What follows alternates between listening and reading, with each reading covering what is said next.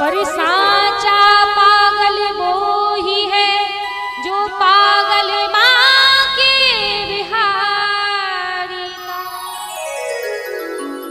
इस दुनिया में कोई धन कमाने के लिए जी रहा, कोई अपने संतान के लिए जी रहा, कोई अपने परिवार के लिए पागल है, लेकिन साचा पागल तो वो ही है जो भगवान के प्रेम में पागल है, भगवान की भक्ति में पागल है। हमें तो आप पर भी यकीन है और मौत पर भी एतबार है, देखना है पहले कौन आता है, मुझे तो दोनों का इंतजार है। भगवान का हम इंतजार करते रहेंगे, भगवान को याद करते रहेंगे, तो एक ना एक दिन उस ईश्वर को भी आना पड़ेगा। और इस प्रेम में इतनी शक्ति होती है कि पत्थर कितना कठोर होता है, ये पत्थर भी इस प्रेम के द्वारा पिघल सकता है। इसका प्रमाण आप चित्रकूट में जाकर के देख सकते हैं। देखा होगा कि जब भगवान श्री राम और भरत जी का मिलाप उस चित्रकूट में हुआ, तो जिस चित्रकूट में भगवान श्री राम और भरत का मिलाप हुआ था, बड़े बड़े पत्थर रखे थे और भगवान के उस प्रेम को देखकर, दोनों भाइयों के उस प्रेम को देखकर उस चित्रकूट के पत्थर भी पिघलने लगते हैं। और आज भी ऐसे पत्थर जहाँ पर भगवान श्री राम और भरत मिले थे, आज भी वो पत्थर वहां पर पिघले हुए मिलते हैं, दिखते हैं। इस प्रेम में जब पत्थर भी पिघल सकते हैं तो हम और आप तो मनुष्य हैं, लेकिन हमें क्यों किसी के दुख को देख करके कष्ट नहीं होता, हमें क्यों किसी की तकलीफ को देख करके बुरा नहीं लगता। और जब किसी की तकलीफ को देख करके हमें बुरा नहीं लगता, किसी के कष्ट को देख करके हमें बुरा नहीं लगता, तो फिर हम जिंदा भी मुर्दे के समान हैं। मंजिल तो तेरी यही थी, तमाम उम्र लगा दी तूने आते आते, अरे देने वालों ने तुझे क्या दिया, तेरे अपनों ने ही जला दिया तुझे जाते जाते।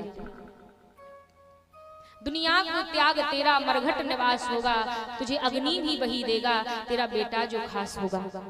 तो मरते हैं, और जैसे ही व्यक्ति मरा, कितना भी ये दुनिया प्रेम करती हो उस व्यक्ति से, लेकिन जब वो मरता है तो लगता किसी काम का नहीं, और जब व्यक्ति किसी काम का नहीं होता तो घर वाले भी कहते हैं जल्दी जला दो, नहीं तो ये डेड बॉडी खराब हो जाएगी, इससे बदबू आने लगती। क्या क्या कहते हैं, तुरंत उसको बाहर निकालने का प्रयास करने लगते। किसको? जिसको कल बहुत ज्यादा प्रेम करते थे। तो ये दुनिया जब हम काम के नहीं, अगर काम के हैं तो आपसे प्रेम करेगी, अगर आपसे कोई स्वार्थ है तो आपसे प्रेम करेगी। और प्रेम निस्वार्थ होना चाहिए, लेकिन ये दुनिया निस्वार्थ प्रेम नहीं करती। तो कहते हैं कि जितना हम इस संसार पर भरोसा करते हैं, जितना इस दुनिया पर भरोसा करते हैं, उतना भरोसा भगवान पर रख करके देखिए, भगवान की हम पर कृपा अवश्य होती है। भगवान श्री हरि का प्रथम विवाह मैया रुक्मिणी के साथ में पूर्ण हुआ। भगवान की 8 पटरानियां थीं और 16,100 रानियां थीं। पूरे 16,108 भगवान के विवाह हुए। भगवान श्री कृष्ण के लीलाओं को भगवान श्री हरि के 51 रुपए का दान परम सम्मानीय कल्याण सिंह जी विजयपुरा वाले, और 51 रुपए का दान परम सम्मानीय हनुमत सिंह जी बिल्ला वाले भगवान श्री हरि के चरणों में प्रदान करते हैं। भगवान सदा इनके धन भंडार को भरा रखें और ठाकुर जी इनकी मनोकामना को पूर्ण करें। भगवान श्री हरि के 16,108 विवाह होते हैं, जिनमें से रुक्मिणी आदि भगवान की 8 पटरानियां भगवान श्री हरि द्वारिका में विराजमान है। एक दिन श्री कृष्ण से मिलने के लिए महाराज सत्राजित आते हैं। गले में स्मयंतक मणि को पहना है। भगवान ने कहा महाराज एक ऐसी मणि है। महाराज ने कहा ये प्रतिदिन 8 हार सोना देती है। भगवान ने कहा अच्छा आपका परिवार कितना बड़ा? महाराज बोले छोटा सा परिवार है। भगवान ने कहा आप राजा तो हैं ही, तो आपको धन संपत्ति की कोई कमी है नहीं। अब 4 सदस्यों का आपका परिवार है, तो इतने धन का आप क्या करते हो? प्रजा के हित में लगाते नहीं, गरीबों को दान करते नहीं, तो इस धन का क्या करते हो? इसलिए महाराज ये मणि हमें दे दीजिए और इस मणि से बहुत सी गरीब प्रजा का हित हो सके। ये भगवान ने कहा। सत्राजित को ये बात अच्छी नहीं लगी और वो मणि अपने छोटे भाई प्रसेन को दे दी।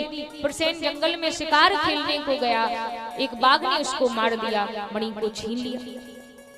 ऋक्षराज जामवंत जी आ रहे थे। जामवंत जी ने उस बाघ को मारा, मणि को छीना और अपनी पुत्री जामवंती को खेलने दे दिया। भगवान जब उस मणि की खोज में निकले तो वहां पर भगवान का वन में ही देवी जामवंती से विवाह हुआ। तो दूसरी पटरानी भगवान की थी जामवंती। तीसरी सत्राजित को जब वो मणि वापस दी तो सत्राजित को लज्जा आई, मैंने तो कृष्ण के बारे में क्या क्या नहीं कहा, ये कृष्ण इसने मेरे भाई को मरवाया, लेकिन ये तो कितने दयालु। एक बार जो हमारे गुनाहों को माफ करे उसको न्यायाधीश कहते हैं, और जो बार बार हमारे गुनाहों को माफ करता रहे उसको द्वारिकाधीश कहते हैं। भगवान श्री हरि सत्राजित से कहते, राजा ले लीजिए आपकी मणि। महाराज को लज्जा आई, कहा प्रभु आपने क्षमा कर दिया, लेकिन ये प्रजा हमें क्षमा नहीं करेगी, इसलिए हमारी पुत्री सत्यभामा को स्वीकार कर। तीसरा विवाह सत्यभामा के साथ। रुक्मणी, जामवंती, सत्यभामा, भद्रा, सत्या, वित्र, कालिंदी और लक्ष्मणा, ये भगवान की 8 पटरानियां। 16,100 और विवाह भगवान के एक ही साथ होते।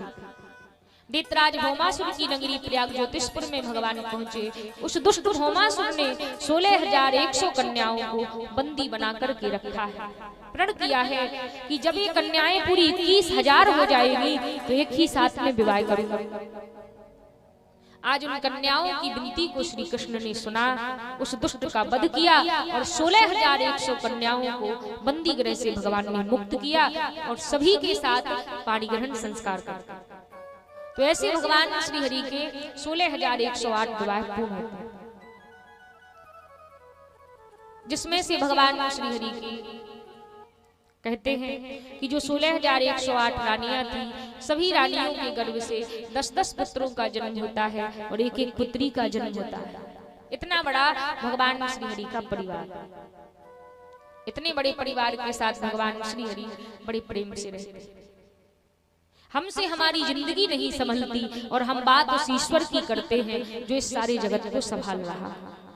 भगवान श्री कृष्ण की कथाओं को जितने भी व्यक्ति सुनते हैं तो बहुत से व्यक्ति इतने मूर्ख होते हैं, उनके विचार इतने खराब होते हैं कि श्री कृष्ण की कथाओं को सुनेंगे उन पर संदेह करते। भगवान की लीलाओं को सुना तो कहा भगवान ने तो रास रचाया, कितने गोपियों के साथ रचाते थे, भगवान ने तो इतने विवाह किए, 2, 4, 5 हम भी करेंगे, क्या हो जाएगा।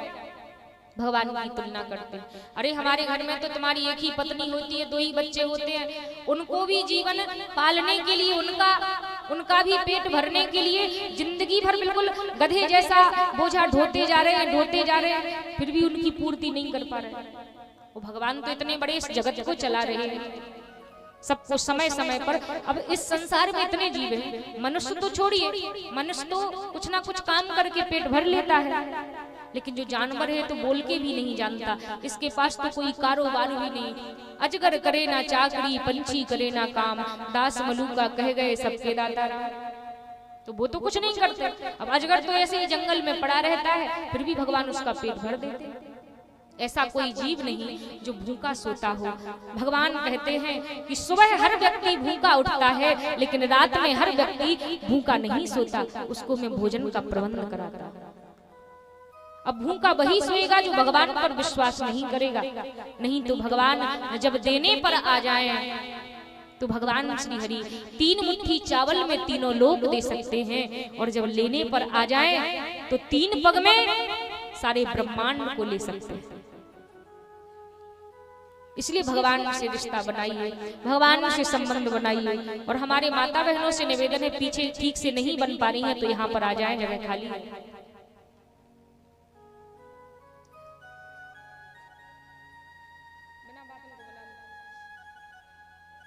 श्री सुखदेव जी महाराज कहते हैं, ऐसे भगवान श्री हरि का इतना बड़ा परिवार है और इतने बड़े परिवार के साथ भगवान श्री हरि बड़े प्रेम से रहते हैं। 16,108 रानियां, उनके 10-10 पुत्र और एक एक पुत्री है। इतना बड़ा परिवार, 1,61,080 इतने भगवान श्री हरि के सदस्य हैं केवल परिवार के। उनकी फैमिली है इतनी, और फिर प्रजा जो है तो भगवान राजा है, और एक राजा का कर्तव्य होता है कि अपनी प्रजा की रक्षा करे। तो द्वारिकाधीश के राज्य में ऐसा नहीं कि किसी व्यक्ति को कोई कष्ट हो। द्वारिका धनवानों की नगरी है, और केवल पैसे से धनवान नहीं, उनका हृदय भी ऐसा है उनका हृदय भी, उनका मन भी धनवान। जिनके अंदर प्रेम होता है, जिनके अंदर प्रेम का भाव होता है, धनवान उसे कहते हैं। और ये द्वारिका वासियों में है। तो भगवान का इतना बड़ा परिवार है, उनके बच्चे, उनके पत्नियां, सब कुछ इतने हैं कि भगवान की जो 16,108 रानियां तो है। अब उनके 10-10 पुत्र हुए, एक पुत्री हुई। अब हिसाब लगाइए, गणना कीजिए कि कितने हों। बताइए कोई हिसाब लगा। अच्छा, मैथ में सबसे ज्यादा कौन होशियार है? एक बार हाथ खड़ा कीजिए बच्चों में। हाँ, खड़े हो जाओ। अब कथा में देखिए, जैसे स्कूल में जाते हैं तो टीचर होमवर्क देते हैं, वैसे यहाँ पर भी मिलता है। इसलिए बताओ, भगवान की 16,108 रानियां थी, ठीक है। इसके बाद भगवान श्री हरि के 10-10 पुत्र हुए। 16,108 रानियों के, सब रानियों के 10-10 पुत्र हुए। और इसके बाद सबकी एक पुत्री हुई। कितने हुए?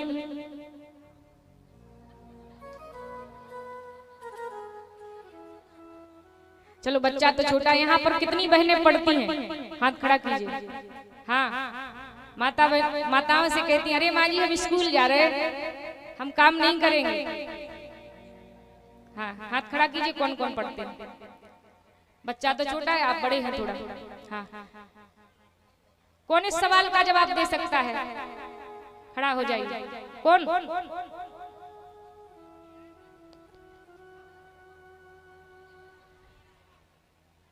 ऐसे स्कूल जाते हैं।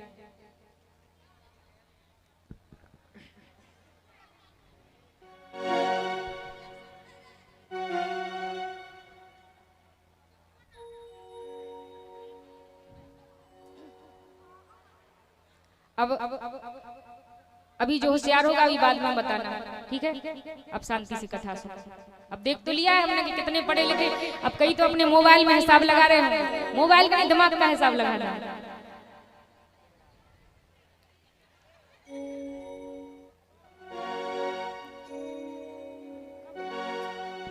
श्री राधे। और जो आज के हमारे मुख्य अतिथि आए हुए हैं, अतिथि जी, वह परम पूज्य व्यास जी महाराज को माल्यार्पण करना चाहते हैं। कृपया उनसे अनुरोध है कि मंच के पास आए। परम सम्माननीय श्रीमान ब्लॉक प्रमुख जी कल्याण सिंह जी, श्रीमान पूर्व जिला अध्यक्ष पुष्पेंद्र सिंह जी, और श्रीमान वकील साहब जी भरत सिंह बछरी वाले, और श्रीमान छत्रपाल सिंह जी, और श्रीमान बुंदेल प्रधान चिकलगा। सभी अतिथियों से निवेदन है कि कृपया मंच के पास आए और बांके बिहारी जी का आशीर्वाद प्राप्त करें। बोले बांके बिहारी लाल की जय हो।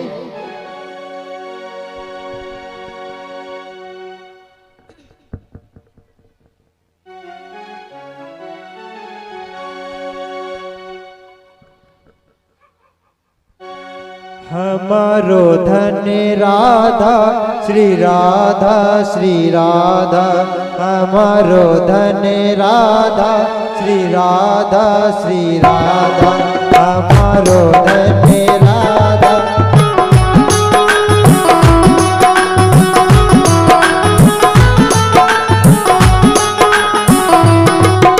परम धन राधा राधा राधा राधा राधा, परम धन राधा राधा राधा राधा राधा, हमारो धन राधा श्री राधा श्री राधा, हमारो धन राधा श्री राधा श्री राधा।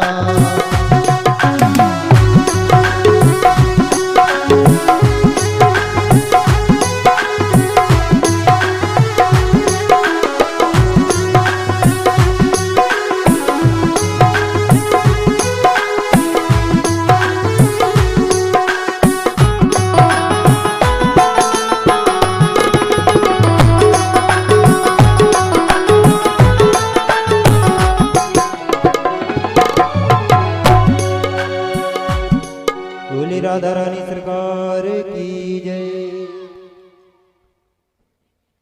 आइए, तो हम सभी भगवान श्री हरि की पावन कथा में पुनः प्रवेश करें।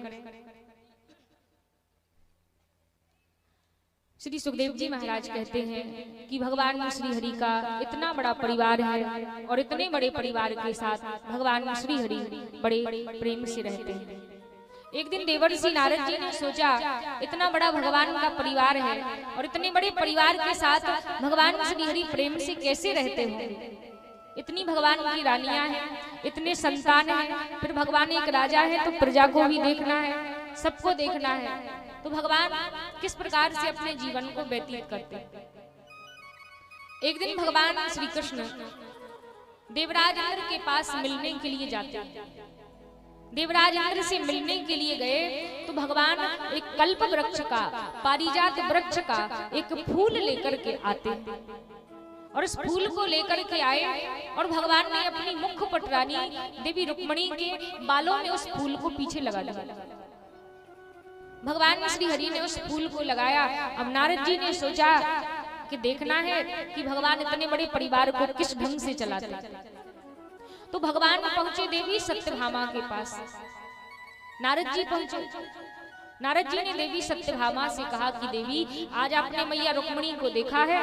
सत्यभामा जी बोली, क्यों, मैं तो प्रतिदिन देखती हूँ। नारद जी बोले, नहीं, आज कुछ खास है, देख करके आई। और देवी सत्यभामा जब गई तो देखा कि मैया रुक्मिणी के बालों में पीछे पारिजात वृक्ष का फूल लगा। अब कोई साधारण फूल हो तो बात अलग है, स्वर्ग से देवताओं के पास से लाए थे और उस फूल को भगवान ने मैया के बालों में लगाया। सुखदेव जी महाराज कहते हैं, सत्यभामा जी ने देखा तो नारद जी से पूछा कि ये किसने लगाया। और नारद जी कहते हैं कि देवी, आपको पता नहीं, आपके प्रीतम भगवान श्री कृष्ण ने देवी रुक्मिणी के बालों में एक फूल लगाया। इसका मतलब सभी रानियों में सबसे ज्यादा प्रेम वो उन्हीं से करते। अब देवी सत्यभामा तो भगवान से 2-3 दिन में उनकी खटपट हो ही जाती थी। 2-3 दिन में उनका लड़ना जरूरी था। क्यों? क्योंकि अपने पिताजी, आदि संपत्ति जो भगवान की थी, इनके पिता की दी हुई थी। क्योंकि इसमयन तक मणि दहेज में अपने साथ लाई थी, तो उससे प्रतिदिन जो 8 बार सोना निकलता था, तो बड़ी अकड़ थी कि हमारे पिता के पास से इतना आया है। तो महारानी जो सत्यभामा थी, इनका काम था कि 2-3 दिन में भगवान से लड़ती रहती। और सत्यभामा जी को जब पता चला तो रूठ करके बैठ जाती। भगवान ने कहा कि देवी क्या हो गया, तो ठीक से बोल नहीं रही। भगवान ने जब बार बार पूछा, नारद जी का काम ही है किसी अच्छे खासे घर में आग लगा देना। दिन भर घूम, एक मिनट से ज्यादा कहीं ठहरते नहीं। और जब 1 मिनट ठहरते हैं तो इतना कर देते हैं, अगर घंटे 2 घंटे खड़े रहते तो ना जाने क्या कर देते। 1 मिनट में ही भगवान के घर गए और भगवान के घर जाकर के तकरार कर दी, झगड़ा करवा। अब भगवान ने बताइए कैसे संभाला होगा। अब देवी रुक्मिणी साक्षात लक्ष्मी का अवतार है, वो बड़ी समझदार है, बड़े शील स्वभाव की है, उन्हें कभी क्रोध नहीं आता, वो कभी गुस्सा नहीं होती, वो कभी नाराज नहीं होती। लेकिन देवी सत्यभामा को बड़ा क्रोध आ रहा है और रूठ करके बैठी हैं और रानियों से कहती हैं, और रानियों को क्रोध नहीं आया, लेकिन सत्यभामा को बहुत क्रोध आया कि मेरे कन्हैया मुझसे प्रेम नहीं करते, देवी रुक्मिणी से ही करते। भगवान श्री हरि ने बार बार कहा, नहीं मानी। भगवान ने कहा, ये तो बताइए कि रूठी किस बात में हो।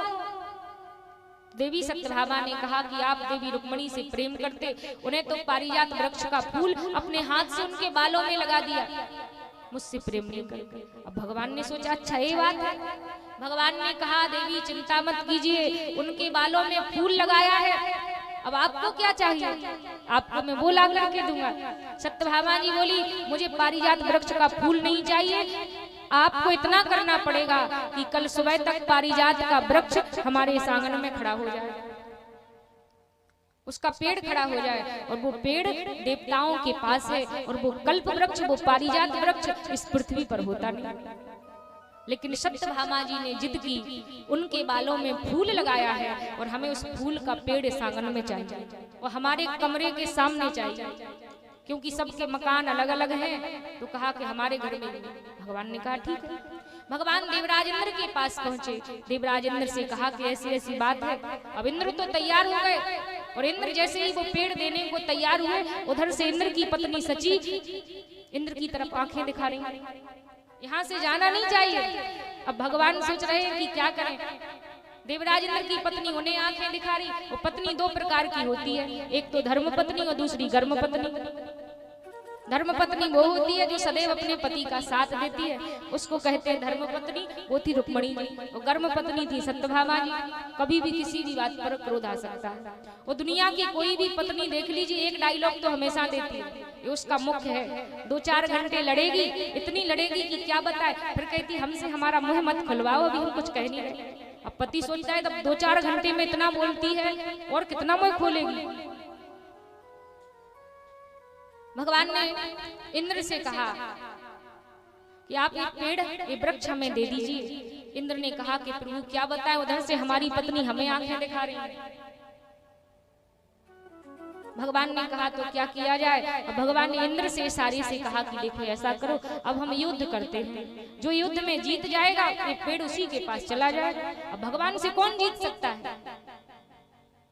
तो भगवान श्री हरि ने इंद्र से युद्ध किया और भगवान श्री हरि जीत गए और पारिजात का पौधा लेकर के द्वारिकापुरी में देवी सत्यभामा के घर के सामने लगा दिया। लो देवी अब ठीक है।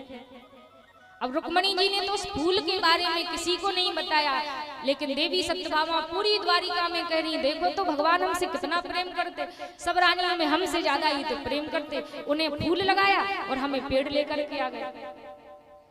लेकिन भगवान श्री हरि सारे परिवार को बड़े अच्छे ढंग से चलाते हैं और सभी से बड़ा स्नेह करते हैं, सभी से बड़ा प्रेम करते हैं। नारद जी ने देखा कि अरे इन्होंने तो सब संभाल लिया। अब नारद जी भगवान के पास पहुंचे, प्रभु क्षमा कर दीजिए। भगवान बोले नारद जी कोई बात नहीं। तो ऐसे भगवान अपने परिवार को चलाते। कुछ दिन के बाद भगवान श्री हरि की कथा आती है कि जो प्रथम रानी थी मैया रुक्मणी, इनके गर्भ से एक बालक का जन्म होता है जिसका नाम प्रद्युम्न रखा जाता है। प्रद्युम्न की आयु मात्र भी 10 दिन की ही थी कि प्रसूति का ग्रह से सम्रासुर ने भगवान के उस बालक का हरण कर लिया। क्योंकि नारद जी ने उस सम्रासुर से जाकर के भी कहा कि देखो सम्रासुर, वैसे तो तुम बड़े बलवान हो, तुम्हें कोई हरा नहीं सकता, लेकिन इस पृथ्वी पर तुम्हें एक ही व्यक्ति मार सकता है और वो है श्री कृष्ण का पुत्र प्रद्युम्न। नारद जी ने सोचा कि राक्षस बड़ा दुष्ट है, अत्याचार फैलाता है, इसका वध कैसे हो, तो कुछ ना कुछ इसे कहना पड़ेगा। नारद जी ने उससे कहा कृष्ण का पुत्र तुम्हारा शत्रु है, तुम्हारा काल है, वो तुम्हें मारेगा, इसलिए जाओ, अभी वो छोटा सा है, जाओ उसका अभी वध कर दो, उसी को अभी मार दो, फिर तुम अमर हो जाओ। सम्रासुर को नारद जी ने सिखला दिया और नारद जी वहां से चले गए। सम्रासुर गया, छोटा सा बालक अपने माँ के पास में सो ही रहा था और प्रसूति का ग्रह से उस 10 दिन के बालक को सम्रासुर ने हरण कर लिया और समुद्र में फेंक दिया। जिसकी रक्षा भगवान करे उसका कोई बाल भी बांका नहीं कर सकता है। और उस सम्रासुर ने उस बालक को तो समुद्र में फेंका, लेकिन भगवान की कृपा से जिस समय उसने उस बालक को समुद्र में फेंका, उस सरोवर में एक बहुत बड़ी मछली थी, एक मत्स्य थी। वो सरोवर से बाहर निकल करके जिम्हाई ले ही रही थी, उसने अपने मुख को खोला ही था और भगवान की कृपा से वो बालक उस मछली के ही गर्भ में चला गया। और सौभाग्य की बात कि उसी दिन सम्रासुर के राज्य के ही मछुआरे मछलियां पकड़ने के लिए आते और जाल में वही मछली फंस जाती है जिसके पेट में प्रद्युम्न है। रसोई गृह में जब उस राक्षस के उस मछली को बनाने के लिए उसके पेट को चीरा जाता है तो उसमें से एक सुंदर बालक निकलता है। सोचा कि इस बालक का क्या करें, तो सम्रासुर के राज्य में ही एक मायावती नाम की दासी काम करती थी। उस दासी ने उस बालक को लिया और उसका पालन पोषण करने लगी। जब वो बालक बड़ा हो गया, युवा हो गया, तो उस दासी की दृष्टि में परिवर्तन आता। वो दासी जिसने उसको दूध पिलाया है, माँ बनकर के उस बालक का पालन पोषण किया है, उसे दासी की दृष्टि में ऐसा परिवर्तन आया कि वो उस बालक की तरफ ऐसे देख रही जैसे वो उसके पति की भांति उनको देख रही थी। अब प्रद्युम्न जानते नहीं तो प्रद्युम्न ने कहा कि देवी आपने तो माँ के समान मेरा पालन पोषण किया और आप अब मुझे पति के समान देख रही, आप मुझे अपना पति बनाना चाहते हैं। प्रद्युम्न को ये बात समझ में नहीं आई। उसी समय नारद जी प्रकट हो गए और नारद जी कहते हैं, जब सेवती सरे नयन उघारा चितवत कामे भयउ जर जारा।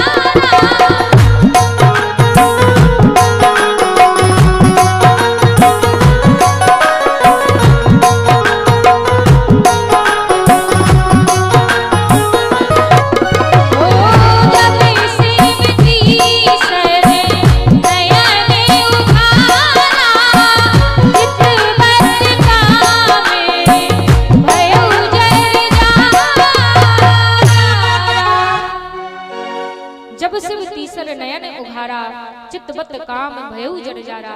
नारद जी कहते हैं कि प्रद्युम्न ये तुम्हारी पत्नी ही है, ये कोई साधारण स्त्री नहीं। प्रद्युम्न ने कहा कि ये मेरी पत्नी है, इन्होंने तो मेरा पालन पोषण किया। नारद जी बोले ये तो लीला थी, लेकिन वास्तविक रूप से तुम्हारी पत्नी ही है।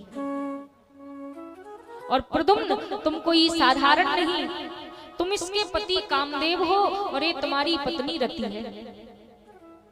जब देवताओं ने तुमसे विनती की कि शिव जी की समाधि नहीं खुली, जाइए उनकी समाधि खोलने के लिए प्रयास कीजिए, तब तुमने भगवान शंकर जी के ऊपर काम बाण चलाया था और भगवान शंकर जी का नेत्र खुला और तीसरा नेत्र खुलते ही तुम जलकर के भस्म हो गए। जब शिव तीसर नयन उघारा चितवत काम भयउ जर जारा, तब तुम जलकर के राख का ढेर हो गए।